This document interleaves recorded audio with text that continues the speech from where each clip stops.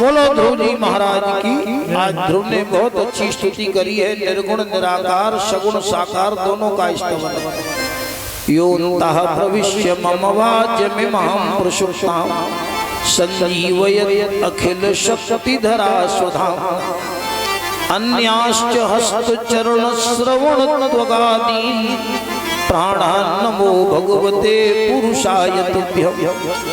यो माने जो या जिसने मेरे अंतःकरण में प्रविष्ट होकर के मम माने मेरी, बाच माने वाणी को, पुरुषोत्तम माने सोई हुई को, संजीवयत माने जगा दिया। हाँ, बहुत अच्छा यहाँ स्तवन है। आज भगवान ने ध्रुव को छाती से लगा लिया। भगवान ने कहा ध्रुव जी से कुछ मांग लो। ध्रुव जी ने कहा हमें कुछ नहीं चाहिए। भगवान ने कहा नहीं, उर कछु प्रथम वासना रही। तुम पिता की गद्दी पे बैठना चाहते थे तो जाओ, तुमने 6वें महीना में हमें पाया है। 6 छक्का 36 षट्त्रिंशद वर्ष सहस्त्रम व्यापृतात्मा जितेंद्रिया। उसी गद्दी पर 36,000 वर्ष तक बैठ के राज्य करोगे। इसके बाद में मृत्युर्मूर्धन पदम दत्वा आरोहाद मद्भुतम। मृत्यु के ऊपर पांव रख करके पृथ्वी से 13 लाख योजन की ऊंचाई पर ध्रुवतारा के नाम से तुम्हारी ख्याति होगी। अब न तुम्हें माया निहराई। आज भगवान ने ध्रुव को हाथी पर बिठा दिया है। ध्रुव हाथी पे बैठ के आ रहे हैं। सुनीति भी आरती लिए खड़ी है, सुरती भी आरती लिए खड़ी है। ध्रुव ने कहा पहले प्रणाम किसको? हाँ, याद आ गया। प्रथम राम बेटी कहेगी। पहले सुरती मैया को प्रणाम किया। अगर मेरी माँ सुरती न कहती तो हमें भगवान का दर्शन न। हाँ, भक्त का कोई विरोधी नहीं होता। काउ प्रकार से जुड़ जाओ। आज ध्रुव जी महाराज जैसे आए हैं सो उत्तम शिकार खेलने गया। उत्तम को यक्षों ने मार डाला, राजा ध्रुव बनाए। सुरुचि से पैदा अविवेक अपने आप समाप्त हो जाता है जब सुनीत से पैदा विवेक जागृत हो जाता है। और जैसे ध्रुव को भगवान मिले तो जितने महात्मा थे उस समय सबरी महात्मा नाराज कि ऐसे भगवान की पूजा बंद। कल का छोकरा 5 महीना में भगवान मिल गए। वही 70 साल की उम्र पूरा माथो करिया पर चंदन लगाया। नहा नहा के सब महात्मा गुस्सा हो गए। समुद्र के किनारे आए गए, बोले चक्का जाम, भूख हड़ताल, पूजा बंद। सबरी महात्मा गुस्सा। समुद्र के किनारे बोले यहीं पर बैठ जाएंगे, नहीं भजन करेंगे। माथा मूड सब घुटवाए डाला, बोले पूजा करना बंद। वहाँ एक नाविक नाव लिए खड़ा था, वो थे भगवान। साधुओं को नाव पर बिठाया। नाव समुद्र के किनारे किनारे चली सो देखें क्या हड्डियन के ढेर लगे।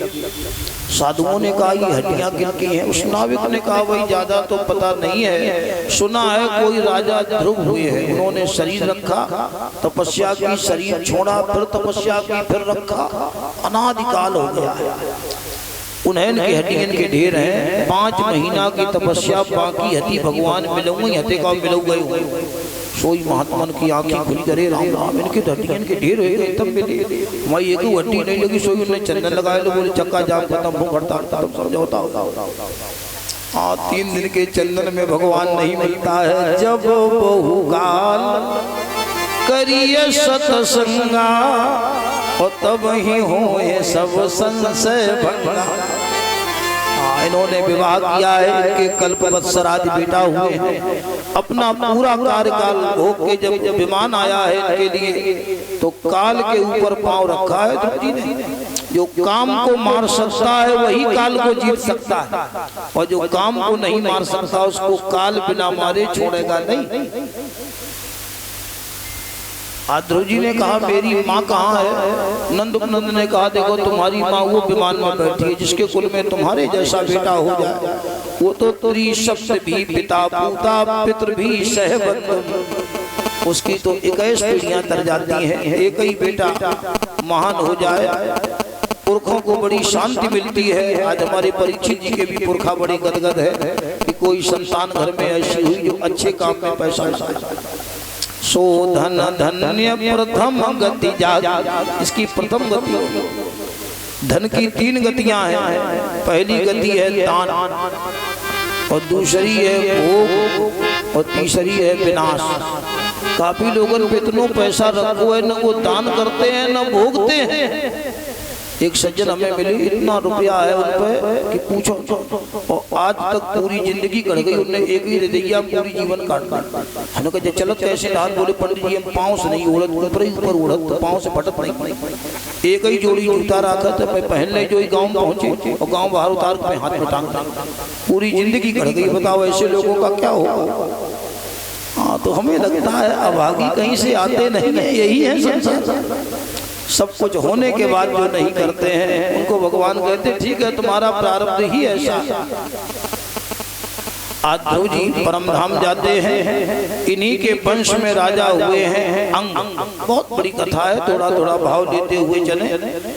अंग के एक बेटा हुआ वेद, बड़ा दुष्ट हुआ, इतना दुष्ट हुआ कि लाल नायार भगवान धृत्वा सत्या कूपे निपाते, छोटे छोटे बच्चों को कुआं पे ले जाए, बच्चे झांके वाई में ढके। राजा परीक्षित ने कहा जब पिता धर्मात्मा थे तो बेटा दुरात्मा क्यों हुआ? तो सुखदेव जी ने कहा कि वेद की माता का नाम था सुनीता, और ये मृत्यु की बिटिया थी, अधर्म के वंश की थी। तो बच्चे पर मामा पक्ष का प्रभाव था।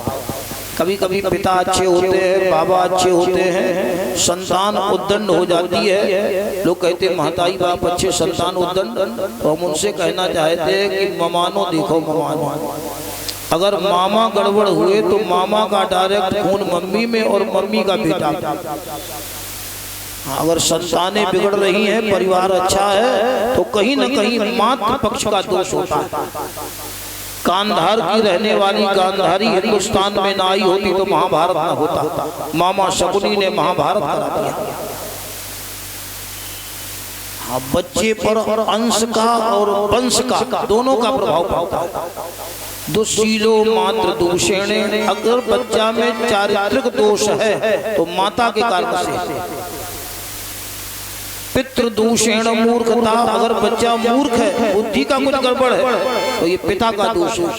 कार्पण्य वंश दोषेण, अगर बच्चा कायर है ये वंश का दोष है, ये प्रमाण। बड़ा दुष्ट हुआ वेद, इसने घोषणा करा दी सब लोग हमारी पूजा करो। पिताजी को जेल में डाल दिया। बोला मैं राजा हूँ, मैं ईश्वर हूँ, ऐसा सबको कहना होगा। मैं राजा हूँ, ईश्वर हूँ, ऐसा सबको कहना होगा। यदि मेरा कहा न मानोगे तो जेलों में रहना होगा। यदि मेरा कहा न मानोगे तो जेलों में रहना होगा। मैं राजा हूँ, मैं ईश्वर हूँ, ऐसा सबको कहना होगा। यदि मेरा कहा न मानोगे तो जेलों में रहना होगा।